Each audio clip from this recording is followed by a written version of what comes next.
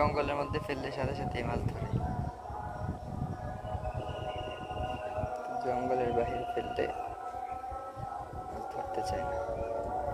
দেখা যাক এবার কি হয়। সুন্দর প্রকৃতিতে অসাধারণ মাছ ধরা হচ্ছে। এই যে এতক্ষণে আমরা 5টা মাছ পেয়েছি, এগুলোকে আমরা এখন আমাদের প্রজেক্টে নিয়ে যাব। আপনারা অপেক্ষায় থাকেন, প্রজেক্টের পাড়ে গিয়ে দেখাচ্ছি। এই যে আমাদের প্রজেক্ট, এটার মধ্যে আমরা মাছ ছাড়বো, বর্ষা করে আবার মাছ তুলে ফেলবো ইনশাল্লাহ। বিসমিল্লাহির রহমানির রহিম।